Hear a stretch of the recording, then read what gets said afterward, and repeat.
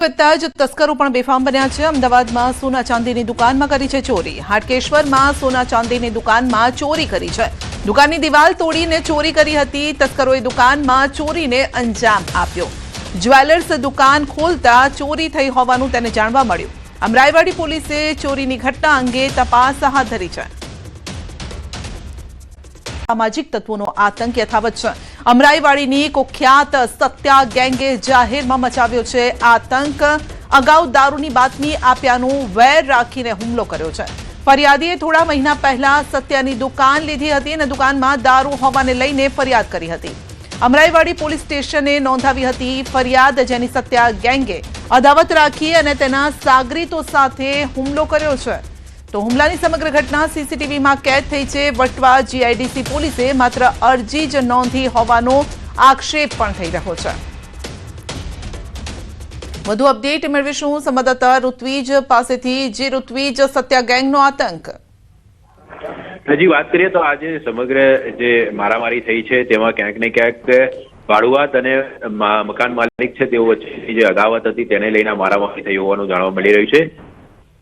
એવી પણ હકીકત સામે કે જે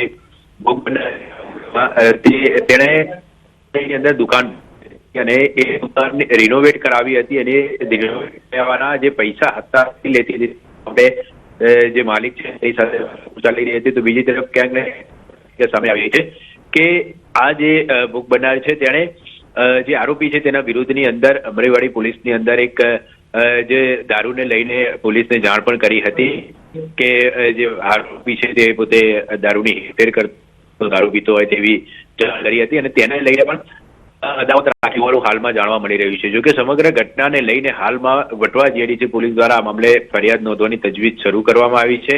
અરજી લઈને પોલીસ દ્વારા તપાસ કરવામાં આવી હતી, પરંતુ હવે ફરિયાદ નોંધવાની પણ તજવીજ પોલીસ દ્વારા કરવામાં આવી રહી છે। જી, આપનો આભાર। તો સત્યા ગેંગનો આતંક અને આપ જોઈ શકો છો ખુલ્લેઆમ મારામારી, ધમકી જેવી घटनाओं बनी रही है। आवाज उठाई बराबर, तो हमारे साथ ऐसा हो रहा है कि हमको घर भी मारने आ रहे हैं और 7 तारीख को फिर से मेरे को मारा है बराबर, क्योंकि हमने इनके खिलाफ आवाज उठाई और पुलिस की उनकी साठगांठ है, इसके लिए चल रहा। हम चाहते हैं कि इनके साथ आगे जो हमारे साथ हो रहा है वो आगे किसी गरीब के साथ या किसी के साथ ना होवे बराबर। इसलिए पुलिस